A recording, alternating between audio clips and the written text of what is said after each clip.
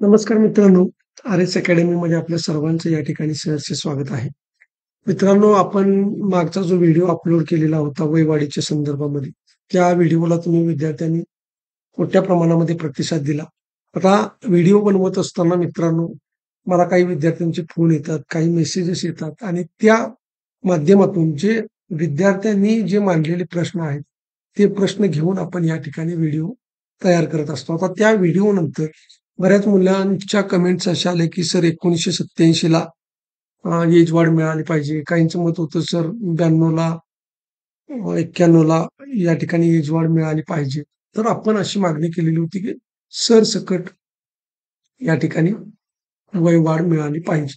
आता सरसकट वयवाढ जर मिळाली, तर कुठल्याही मुलाला काळजी करण्याची गरज नाही किंवा तक्रार करण्याची गरज या ठिकाणी नाही.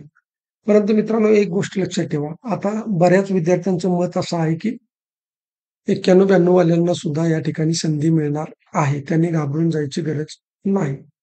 आता या नोटिफिकेशननुसार जर आपण बघितले, तर याचा अर्थ निघतो, की फक्त 2022 आणि 2023 मध्ये ज्यांची वयोमर्यादा ओलांडलेली होती, त्या विद्यार्थ्यांना एक वेळची संधी मिळणार आहे. परंतु 91-92 वाल्यांना मिळणार आहे का? याच्याबाबत अजूनही कुठली स्पष्टता नाही आणि ती स्पष्टता जी आहे, ती स्पष्टता केव्हा येणार आहे?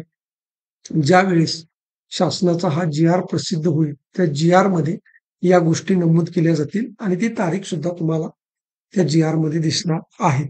आता सगळ्यात महत्त्वाची गोष्ट, की आपण ज्यावेळी व्हिडिओमध्ये काही मुद्दे मांडले, त्यानंतर या 87 वाल्या मुलांचं सुद्धा असं मत होतं, की ज्यावेळेस 2022 ची किंवा 23 ची भरती झाली, त्या भरतीमध्ये सुद्धा एज वाढ मिळावी म्हणून आम्ही सुद्धा या ठिकाणी निवेदनं दिलेली होती. आम्ही सुद्धा आंदोलन केलं होतं, परंतु त्यावेळी आमचं ऐकलं गेलं नाही.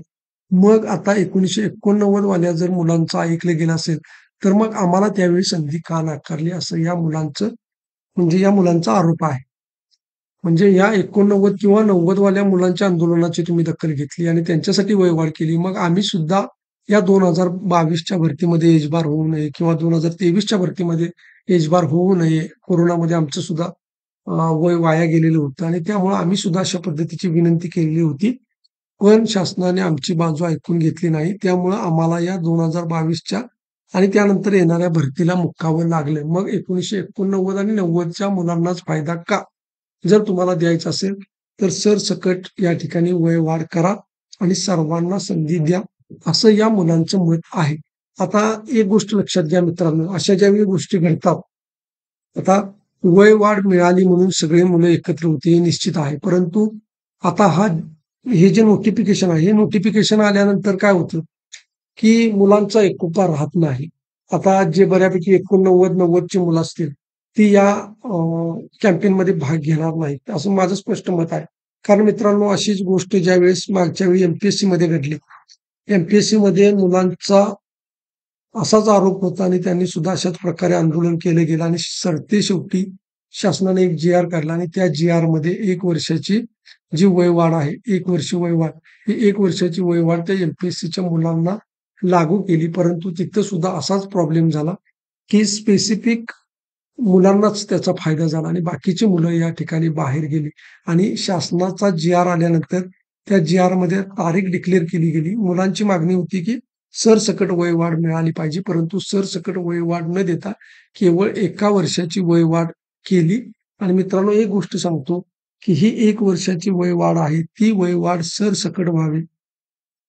सरसकट व्हावी म्हणून आज सुद्धा एम-पी-एस-सीची मुलं आंदोलन करता आहेत. ही गोष्ट लक्षात घ्या.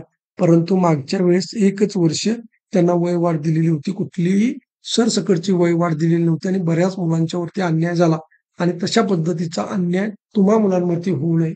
पोलीस भरतीमध्ये ही गोष्ट घडू नये म्हणून तुम्हाला शासनाकडून जी-आर-आयच्या आतमध्ये पावलं उचलली गेली पाहिजेत. जर जी-आर शासनाचा आला आणि त्याच्यामध्ये जर का तारीख डिक्लेअर केली आणि त्याच्यामध्ये जर शासनाने नमूद केले, की फक्त 2022 आणि 2023च्या भरतीमध्ये एजबार झालेल्या मुलांनाच ही संधी मिळणार आहे. तर बाकीचे सर्व मुलं या भरतीतून बाहेर जाणार आहेत. म्हणजे जे एजमध्ये बसत नाही ते. मग तो 92चा असू द्या, 91चा असू द्या, अगदी 87चा असू द्या. आता बरेचसे विद्यार्थी म्हणतात, की वयवाढ मिळणार आहे, तुम्ही मुलांना भडकवू नका वगैरे, वगैरे. तर मुलांना भडकवण्याचा यामध्ये कुठलाही संबंध नाही. सगळी मुलं या ठिकाणी सारखीच आहेत. सर्वांना समान पातळीवरती न्याय मिळाला पाहिजे. जर एखाद्यावरती अन्याय होत असेल, तर त्या अन्यायाला वाचा फोडण्याचं काम आमचं आहे. शेवटी ठरवायचं, न ठरवायचं, कोणता निर्णय घ्यायचा, कोणता निर्णय द्यायचा हे शासनाच्या हातामध्ये आहे. परंतु त्या विद्यार्थ्यांना सुद्धा त्यांची मागणी मांडण्याचा अधिकार आहे आणि लोकशाहीच्या मार्गाने ते आपली मागणी मांडत आहेत. त्यामुळं आपण सुद्धा त्यांना पाठिंबा देणं गरजेचं आहे. आपलं काम झालं म्हणून आपण थांबून चालणार नाही. तर या मुलांचा सुद्धा विचार व्हायला पाहिजे, की ज्यांचं 1 महिन्याने, 2 महिन्याने, 6 महिन्याने एज बार झालेले आहे. तर त्या मुलांना या 89 आणि 90 वाल्या मुलांनी सुद्धा पाठिंबा द्यायला पाहिजे, की तुम्ही सरसकट या ठिकाणी वयवाढ करा. मित्रांनो, मी शेवट आणि तुम्हाला सांगतो, की एकदा जी-आर प्रसिद्ध झाला, तर त्या जी-आरमध्ये जे काही नमूद असेल तेच फायनल असणार आहे. त्याच्यामध्ये नंतर कुठलाही बदल होणार नाही. म्हणून जी-आर येण्याच्या अगोदरच तुम्हाला पावलं उचलणं गरजेचं आहे, की शासनाने स्वतः डिक्लेअर केलं पाहिजे, की कोणाला ही संधी मिळणार आहे. ही वयवाढ सरसकट मिळणार आहे का 87 नंतरच्या मुलांना मिळणार आहे? का फक्त 89-90 वाल्याच मुलांना मिळणार आहे? तर हे एकदा शासनाने डिक्लेअर केलं पाहिजे. त्यामुळं कुठल्याही विद्यार्थ्यांना भडकवण्याचा याच्यामध्ये उद्देश नाही.